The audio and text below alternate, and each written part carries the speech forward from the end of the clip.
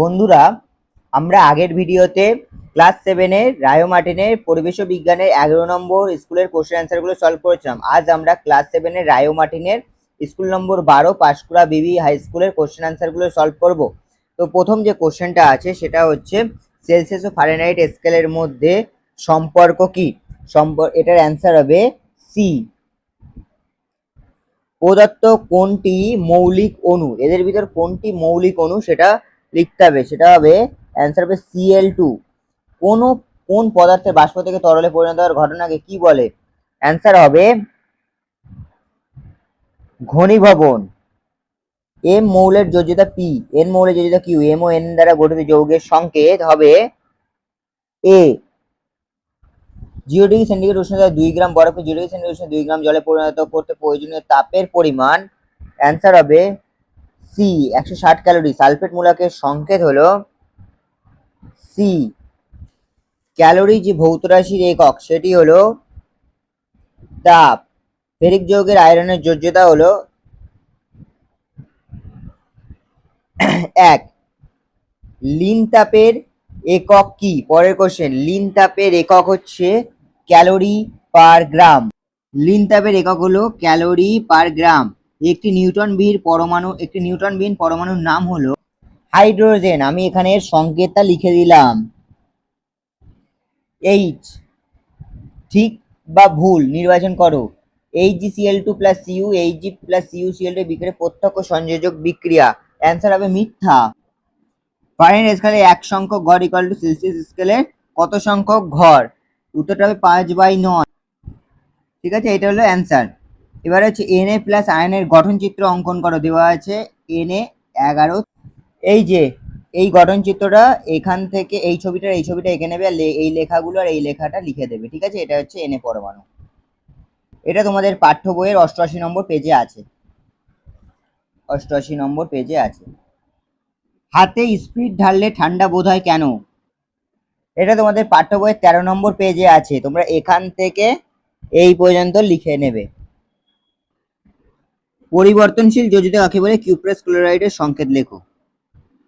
পরিবর্তনশীল যোজ্যতা বলতে কি বোঝো? উদাহরণ হিসেবে ব্যাখ্যা করো।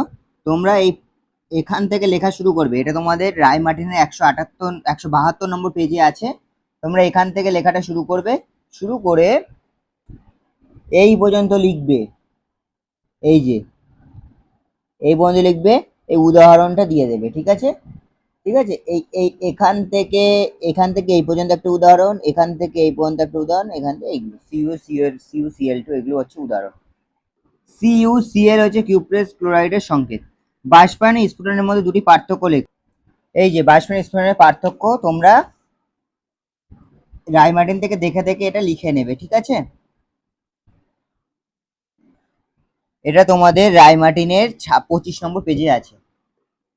পোড়া চুনে জল যোগ করলে কি হয়? পলিচুন হয়। রাসায়নিক সমীকরণ সহ লেখো। এই পোড়া চুনে জল যোগ করলে কলিচুন হয়। রাসায়নিক সমীকরণ CaO প্লাস H2O CaOH2। এবার লাইফ সায়েন্স, ফ্যাটের দ্রাব্য একটি ভিটামিনের নাম হলো ভিটামিন এ। এ হচ্ছে ভিটামিন এ। চুল ও নখে যে প্রোটিন থাকে সেটা হচ্ছে কেরাটিন। সত্য গলগণ্ড রোগ হয় সোডিয়ামের অভাবে, এটা সত্য না মিথ্যা? মোমো চাউমিনে কোন বিষাক্ত পদার্থ মেশানো থাকে? আজিনোমোটো। যকৃতে জল কি হিসাবে থাকে? পিত্ত হিসাবে থাকে। পয়সী ও পিত্ত হিসেবে থাকে। একটা উদ্ভিজ্জ প্রোটিনের নাম লেখো। অ্যান্সার হবে চাল। মানবদের লিপিডের ভূমিকা লেখো।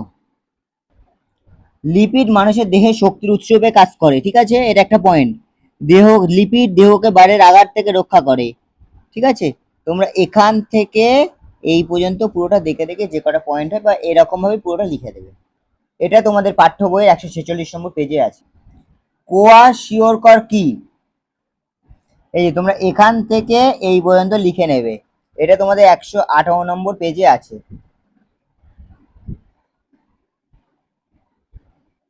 হাড়ের গঠন ঠিক রাখা কোন ভিটামিনের কাজ? Vitamin D. মানুষের লোহিত রক্তকণিকায় কোন প্রোটিন থাকে? হিমোগ্লোবিন। অ্যান্সার হলো হিমোগ্লোবিন।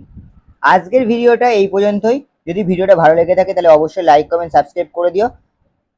পরে ভিডিওতে দেখা হবে সোদপুর হাই স্কুলের কোশ্চেন অ্যান্সারগুলোকে নিয়ে।